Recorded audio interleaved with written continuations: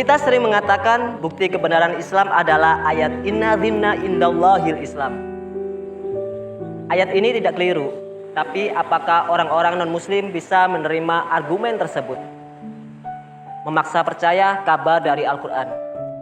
Dengan logika yang sama, seharusnya kita juga percaya ketika orang Kristen mengatakan bahwa Yesus adalah anak Allah, karena Injil menjelaskan seperti itu.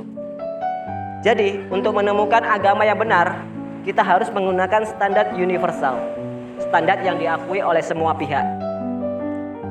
Sejauh ini, standar yang sama-sama diakui adalah akal. Tapi kita juga harus tahu bahwa akal kita terbatas. Tidak bisa memikirkan keberadaan Tuhan, tidak bisa memikirkan bagaimana wujud Tuhan. Dalam menjangkau keberadaan Tuhan, Arab Badui menggunakan analogi ketika kita melihat kotoran unta, sudah dapat dipastikan bahwa beberapa waktu yang lalu ada unta yang lewat di situ. Dengan mengamati bagaimana luar biasanya manusia, bagaimana teraturnya alam semesta, dan bagaimana realitas kehidupan ini, kita dapat menyimpulkan bahwa semua itu tidak mungkin ada dengan sendirinya. Pasti ada Tuhan yang menciptakannya. Lalu siapakah Tuhan yang menciptakannya? Karena alam semesta, manusia, dan kehidupan ini sifatnya lemah, tergantung, dan terbatas. Itu meniscayakan bahwa Tuhan harus satu. Jikalau Tuhan itu lebih dari satu, maka ia tergantung dengan Tuhan-Tuhan yang lainnya. Maka dapat dipastikan ia akan gagal menjadi Tuhan. Dengan standar ini, beberapa agama sudah terdiskualifikasi. Untuk lebih memantapkan lagi keyakinan kita kepada Islam, maka kita harus menguji Islam. Kita harus menguji kebenaran Islam. Menguji Islam berarti menguji Al-Quran. Apakah benar Al-Quran itu dari Sang Pencipta? Ada 3 kemungkinan. Yang pertama, Al-Quran itu dibuat oleh Nabi Muhammad. Faktanya, Nabi Muhammad itu buta tulis dan baca. Dan gaya bahasa dari Al-Quran itu berbeda dengan gaya bahasa hadis. Kemungkinan yang kedua, dibuat oleh orang Arab.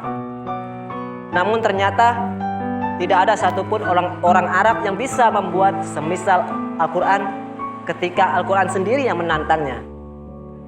Kemungkinan yang ketiga, Al-Quran itu dari Sang Pencipta. Dan ternyata sudah jelas benar bahwa Al-Quran itu adalah perkataan Tuhan alam semesta, yaitu Allah Subhanahu wa Ta'ala. Namun sayangnya, sistem kapitalis membuat manusia malas berpikir, membuat umat Muslim tak ingin memikirkan kebenaran agamanya, karena sistem kapitalis memandang bahwa hidup ini hanya untuk mengejar keuntungan, mencari keuntungan yang sebesar-besarnya. Akhirnya generasi kita hanya mengejar dunia saja. Meskipun agama itu adalah hal yang penting, suatu hal yang penting, namun negara tidak memberikan edukasi terkait hal itu.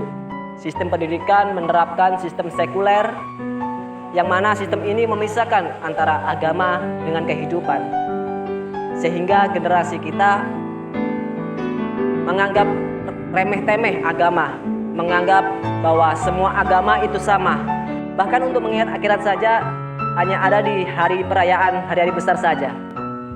Maka dari itu kita butuh negara yang menerapkan aturan Islam secara menyeluruh, yang nantinya bisa mengedukasi umat Muslim, manusia, dan semua kalangan masyarakat.